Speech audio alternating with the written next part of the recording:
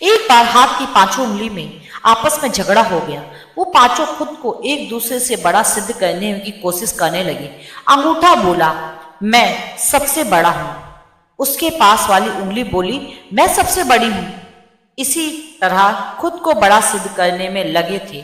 जब निर्णय नहीं हो पाया तो सब अदालत में गए और न्यायाधीश ने सारा माजरा समझा और उन पांचों से बोला कि आप लोग सिद्ध करो कि कैसे तुम सबसे बड़े हो। अंगूठा बोला, मैं सबसे ज्यादा पढ़ा लिखा हूं क्योंकि लोग मुझे हस्ताक्षर के स्थान पर प्रयोग करते हैं।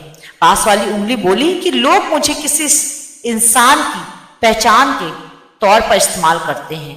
उसके पास वाली उंगली ने कहा कि आप लोगों ने मुझे नापा नहीं, अन्यथा मैं ही सबसे बड़ी हूं। उसके पास वाली उंगली बोली, मैं सबसे ज्यादा अमीर हूं क्योंकि लोग हीरे और जेवरात की अंगूठी मुझ में ही पहनते हैं। इसी तरह सभी ने अपनी अपनी अलग अलग प्रशंसा की। न्यायाधीश ने अब एक रसगुल्ला मंगाया और अंगूठे से कहा कि इसे उठाओ। अंगूठे ने भरपूर जोर लगाया लेकिन रसगुल्ले को नहीं उठा सका। इसके बाद सारी उंगली ने एक एक करके कोशिश की लेकिन सभी विफल रहे। न्यायाधीश ने सबको मिलकर रसगुल्ला उठाने का आदेश दिया तो झट से सबने मिलकर रसगुल्ला उठा लिया। फैसला हो चुका था। न्यायाधीश ने फैसला सुनाया कि तुम सभी एक दूसरे के बिना अधूरे हो। अकेले रहकर तुम्हारी शक्ति का कोई अस्तित्व नहीं, जबकि संगठित रहकर तुम कठिन से कठिन काम आसानी से कर सकते हो। तो मित्रों, संगठन की बहुत शक्ति होती है। यही इस कहानी की शिक्षा है। एक अकेला चना कभी भार नहीं फोड़ सकता।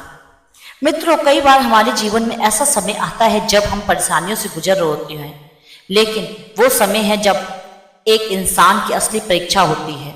ज्यादातर लोग अक्सर इस समय में टूट जाते हैं और अपने धैर्य खो देते हैं, लेकिन इंसान को चाहिए कि वो ऐसे समय में विवेक से काम ले और अपनी शक्ति को ना भूले और तनिक भी घबराए नहीं, क्योंकि चाणक्य ने कहा है कि इंसान का साहस ऐसी चीज है जो हर समस्या को हरा सकता है। एक छोटा सा प्रेरक प्रसंग है जो मैं आपके सामने प्रस्तुत कर रही हूँ। किसी जंगल में एक गधा रहता था। एक बार गधा जंगल में घास चर रहा था। अचानक वहां एक भेड़िया आता है। वो भेड़िया सोचता है क्यों ना आज इस गधे का शिकार किया जाए। काफी तंदुरुस्त गधा है और ज्यादा मांस भी होगा तो 2-3 दिन का काम हो जाएगा। यही सोचकर गधे के पास आता है और बोलता है, अरे गधे, तेरे दिन अब खत्म हुए, मैं तुझे खाने जा रहा हूँ। अचानक गधा हक्का बक्का रह जाता है और बुरी तरह घबरा जाता है, फिर भी वह साहस नहीं छोड़ता। फिर कुछ सोचकर भेड़िए से बोलता है, आपका स्वागत है श्रीमान। मुझे कल साक्षात भगवान ने सपने में आकर कहा था कि कोई बड़ा दयालु और बुद्धिमान जानवर आकर तेरा शिकार करेगा, मुझे इस दुनिया के बंधन से मुक्त कराएगा। मुझे लगता है कि आप ही वो दयालु और बुद्धिमान जानवर हैं। भेड़िया सोचता है कि वाह, ये तो खुद ही मेरा शिकार बनने के लिए तैयार है, ज्यादा मेहनत करनी नहीं पड़ेगी इसको मारने में। गधा फिर बोलता है कि लेकिन महाराज, मेरी एक आखिरी इच्छा है। मैं चाहता हूं कि आप मुझे खाने से पहले मेरी आखिरी इच्छा जरूर पूरा कीजिए। भेड़िया बोला, हाँ क्यों नहीं, तुम्हारी आखिरी इच्छा क्या है? गधा विनम्रता से बोला, महाराज, मेरे पैरों में एक छोटा पत्थर फंस गया है। क्यों, क्या आप इसे निकाल सकते हैं? भेड़िया को सोकर बोला, वाह, इतना सा काम अभी करता हूँ, पत्थर कहाँ है? फिर भेड़िया गधे के पीछे जाकर जैसे ही उसके पैर के पास गया, गधे ने भेड़िए के चेहरे पर अपनी जोर से लात मारी।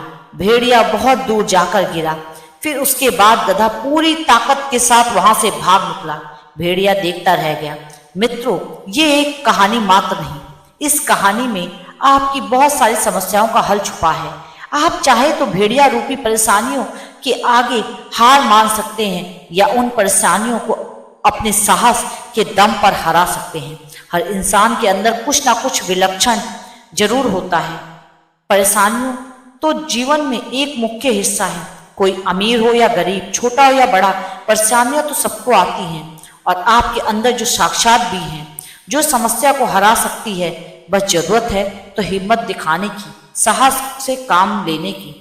परेशानियां बड़ी नहीं होती, बल्कि हमारे विचार ही समस्या को बड़ा या छोटा बनाते हैं। तो मित्रों, इस कहानी के माध्यम से यही शिक्षा मिलती है कि हर परेशानी का हल जरूर होता है।